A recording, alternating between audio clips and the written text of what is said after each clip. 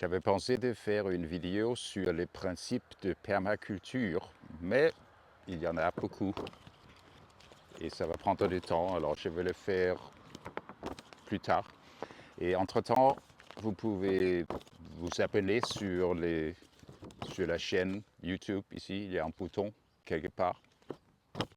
Je veux plutôt parler de projets en cours, des choses qu'on est en train de faire, des défis, etc.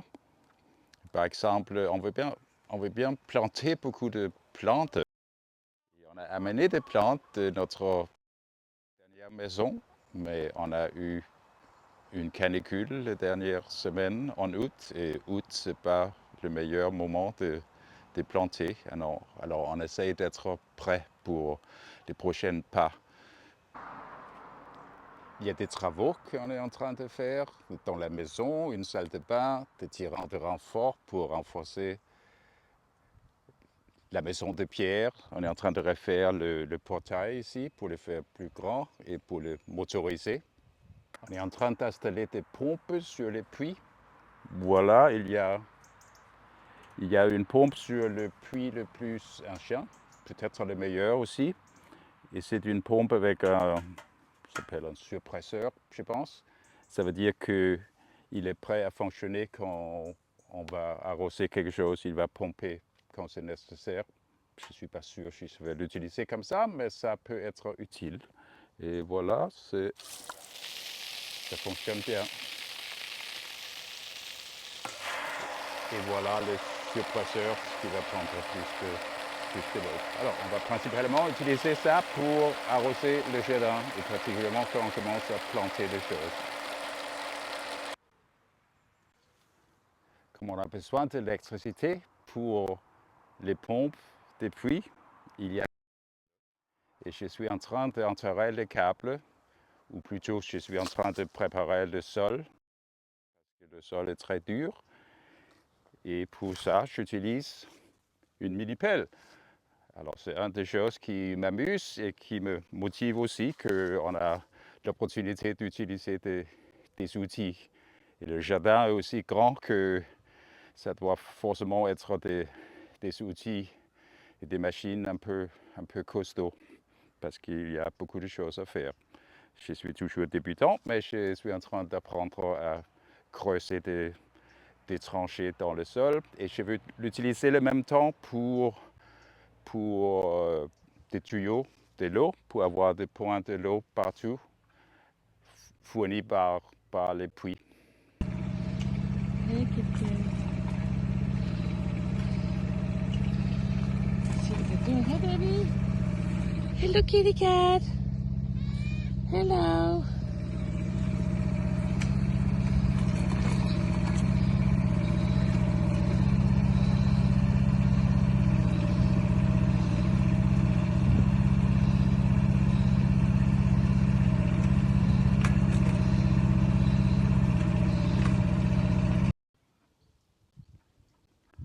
Alors ici on voit le sol, vraiment beaucoup de pierres et des trucs, de n'importe quoi dans le sol, des barres de métal, des je ne sais pas quoi, et des pierres, des grosses pierres, des briques, des pierres, etc. Alors, c'est un peu de travail. Je suis content que ce n'est pas nécessaire de le faire à la main, mais plutôt avec une dent comme ça. Bon, mais voilà.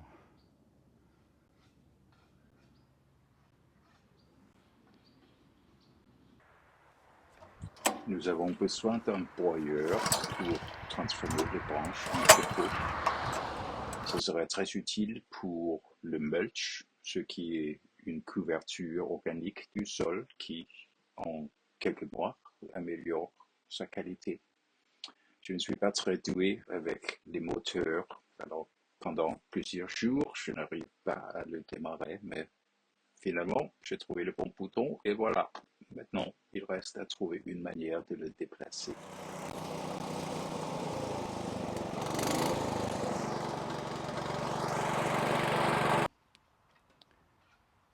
comme on n'est pas toujours sûr que les puits sont pleins de l'eau, je vais aussi avoir des cuves. Je pense que je vais utiliser des cuves IPC comme ça. Je vais le mettre tout en haut pour garder l'eau pour arroser avec la gravité.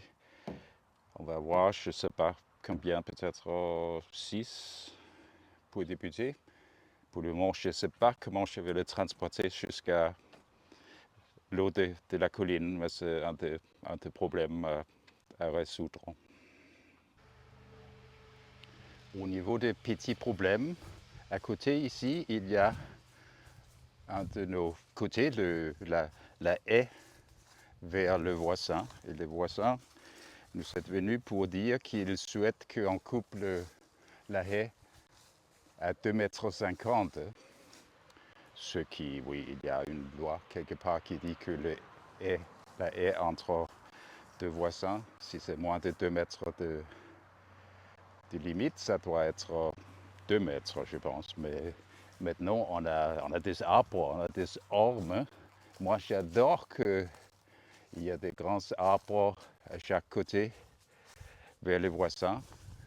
Ça protège très bien notre jardin. Et moi, je n'ai pas du tout envie de les couper. Plus, c'est une mauvaise idée avec des ormes. Ils peuvent venir, etc. Ce n'est pas quelque chose qu'on coupe facilement. Mais en même temps, j'espère de me bien entendre avec les voisins. Alors, je ne sais pas tout à fait quoi faire.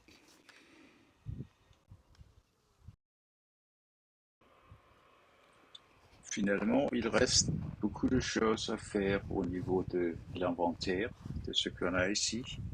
Moi, j'aimerais faire une carte.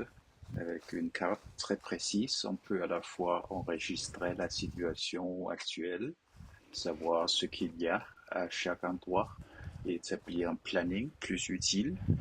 Et par carte précise, je veux dire au niveau GPS, connaître la hauteur du terrain partout. On sait ainsi quelles parties sont au même niveau, sur le même contour, et quelles parties sont plus hautes ou plus basses, pour comprendre par exemple comment l'eau va s'écouler.